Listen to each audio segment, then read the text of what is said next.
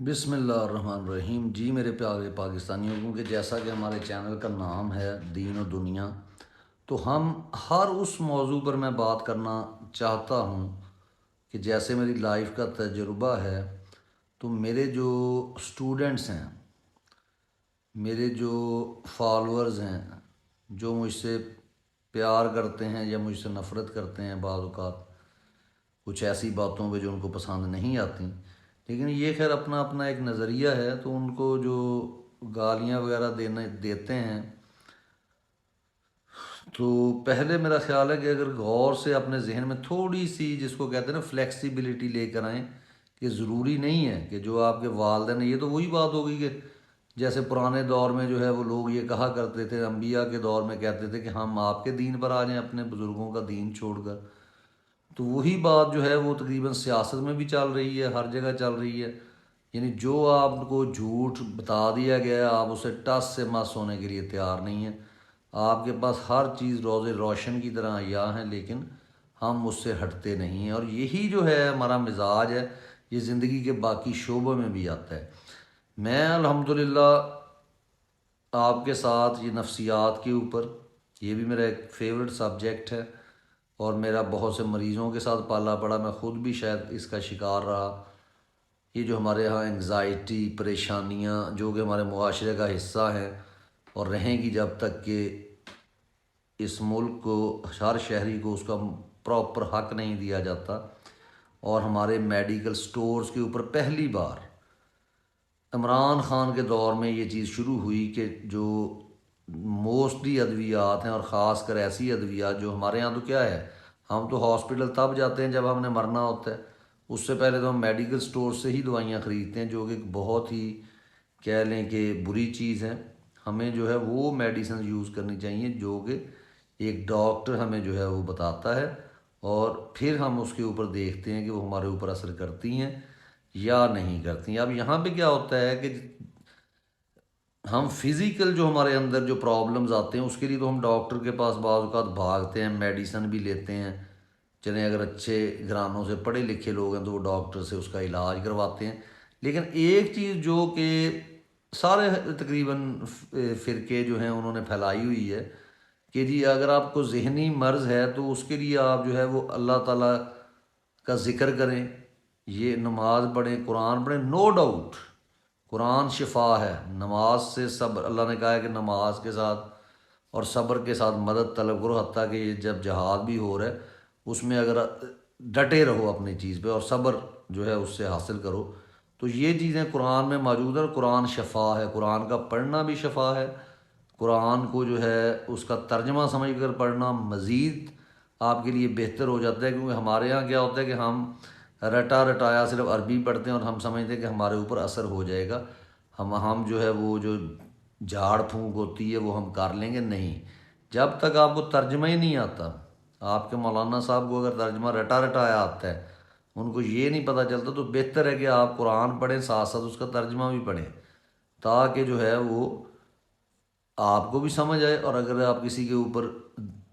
پڑھ رہے ہیں، کسی کا علاج کر رہے ہیں، تو اس کو بھی وہ ترجمے کی سمجھ آئے، اگر اسے سامنے بٹھا کر آپ پڑھتے ہیں۔ تو یہ تو ایک چیز ہے، یعنی کہ لیکن کبھی آپ نے دیکھا کینسر کا، ہاں کبھی کبھی چانسز ہوتے ہیں، میریکلز ہوتے ہیں۔ سعودیہ میں ہوا کہ ایک عورت کو جواب دے دیا گیا کہ آخری سٹیج ہے کینسر کی، پاکستانی عورت تھی، وہ چلی گئی اور مکہ سیدھا چلی گئی خانہ کعبہ، اور وہاں پہ اس نے سورہ بقرہ پڑھتی رہی،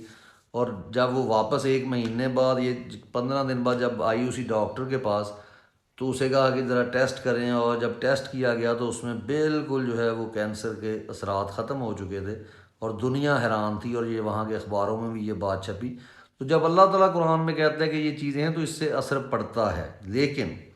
ہمارے اندر وہ اعمال نہیں ہیں، ہمارے اندر وہ ایمان نہیں ہے، تو اس لیے جب ہم ذہنی مریض جتنے بھی بنتے ہیں، اور خاص کر اس میں ایڈکشن، لوگ جو ایڈکٹ ہوتے ہیں بعض اوقات کسی نہ کسی چیز کی، ایڈکشن سب سے زیادہ خطرناک ہے۔ آپ شراب پیتے ہوں، الکوہل اس کا استعمال کرتے ہیں، اگر اس کو ایڈکشن نہیں ہے تو وہ just for some time you enjoy, اور just try to escape from the reality of life. that is not very dangerous, but excessive use of this thing can be dangerous. یعنی وہ ڈینجرس ہو سکتا ہے ہر چیز کا ایکسیسو یوز جو ہے وہ تو ڈینجرس ہوگا. تو لیکن جو ایڈکشن ہوتی ہے جس میں یعنی بہت ساری ہماری میڈیسن آ جاتی ہیں جو کہ نشہ آور ہوتی ہیں، جس میں نیند کے ایلیمنٹس ہوتے ہیں، انگزائٹی سے، تو مریض جو ہے وہ کیونکہ انگزائٹی بڑھتی ہے تو اس کو دوائی دی جاتی ہے جس سے اس کو کنٹرول کیا جاتا ہے. اس کے لیے بہت سے سینٹر بنے ہوئے ہیں. پہلے تحقیق یہ بھی کی جائے کہ یہ سینٹر واقعہ ہی جو ہے لوگوں کو اچھے طریقے سے ٹریٹ کرتا ہے یا نہیں کرتا. یعنی وہاں پہ رہ کے دیکھا جائے، وہاں پہ حکومتی نمائندے دیکھیں کہ وہاں پہ کہیں اور مریضوں کو کسی نشے پہ تو نہیں لگایا جا رہا تاکہ بظاہر وہ صحیح ہو جائے. اور تو اس کے لیے سمپل بات ہے، مجھے بہت ہی اچھی لگتی جب یہ نفسیات دان میرے ایک دوست بات کر رہے تھے کہ ہم باقی بیماریوں کے لیے ڈاکٹر کے پاس بھاگ کے جاتے ہیں، لیکن جب ہمیں ذہنی بیماری ہوتی ہے تو ہمیں یہ کہا جاتا ہے کہ جی آپ لوگ جو ہے وہ تو پھر نیورو سرجن کس لیے بنے ہیں، یہ سائیکیٹرسٹ کیوں ہیں، یہ جو ہے سائیکالوجسٹ جو ہے جس میں کچھ میڈیسن دینے والے، کچھ میڈیسن کے بغیر آپ کا یعنی جو ہے وہ کچھ دنوں کے لیے جو ہے سیشن کرتے ہیں جس سے جو ہے وہ بندہ بہتر ہو جاتا ہے. یہ ایک بہت ٹف جاب ہے. یعنی جب آپ سے کہا جائے کسی کے لیے سادہ سگریٹ چھوڑنا بھی مشکل ہوتا ہے کیونکہ اس میں بھی نکوٹین ہوتی ہے. سب سے پہلے اس کے لیے کیا چیز ہونی چاہیے کہ ول پاور. آپ کے اندر اگر ول پاور ہے، آپ نے یہ فیصلہ کر لیا ہے کہ میں نے اس سے نکلنا ہے، اور اپنے ارد گرد دیکھیں آپ جتنے مرضی، میں نے ایسے لوگوں کو دیکھا ہے کہ انجیکشن لگوا کر میڈیکل سٹور کے باہر بیٹھے ہوتے ہیں، نہ تو انہیں کوئی انجیکشن دے رہا ہوتا ہے نہ ان کو کوئی پیسے دے رہا ہوتا ہے کہ یہ نشئی ہے، لیکن اس کی حالت کیا ہوتی ہے، وہ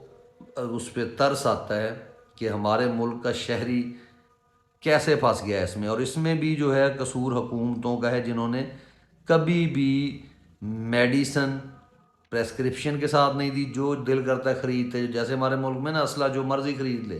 ویسے جو مرضی نشہ خریدنا ہے وہ خریدتے جاؤ. تو یہ جو سموکنگ، چرس، اس کے علاوہ اور نشے جتنے بھی ہیں جو ایڈکشن آپ کو کر دیتا ہے تو وہ آپ کو ایکچولی بیمار کر دیتا ہے. اس سے ہوتا کیا ہے؟ اس سے ہوتا یہ ہے کہ آپ بہت زیادہ تعلیم یافتہ بھی ہوں تو آپ ڈفر سے لوگوں سے بھی پیچھے رہ جاتے ہیں. آپ سے ایسے فیصلے ہوتے ہیں جو کہ اگر کہیں بیٹھا جائے اور ان فیصلوں کو دہرایا جائے یا سوچا جائے، یا آپ کا ذہن جب پازیٹیو سوچ رہا ہے، کیونکہ جتنے بھی لوگ ذہنی مریض ہوتے ہیں وہ نیگیٹیوٹی کا سب سے پہلے شکار ہوتے ہیں. ان کے اندر شک آتا ہے، نیگیٹو ہوتے ہیں، ہر چیز کے بارے میں نیگیٹو سوچتے ہیں، ان کو کسی ڈاکٹر کے اوپر یقین نہیں آتا. لیکن جو ہے یہاں پر ہمیں یہ دیکھنا ہے کہ ہم تو اس ہر قسم کی ایڈکشن سے بچنے کے لیے میں نے بتا دیا کہ ول پاور کا ہونا ضروری ہے. پھر آپ کو اپنی کمپنی چھوڑنی پڑے گی جس کمپنی میں آپ بیٹھتے ہیں جہاں پہ یہ کام ہوتا ہے.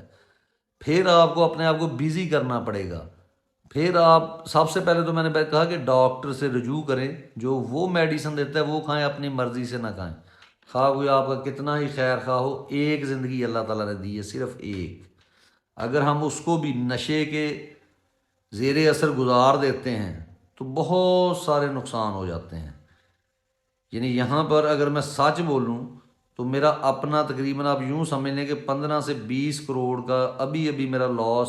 کچھ عرصہ پہلے جب میں تھا اس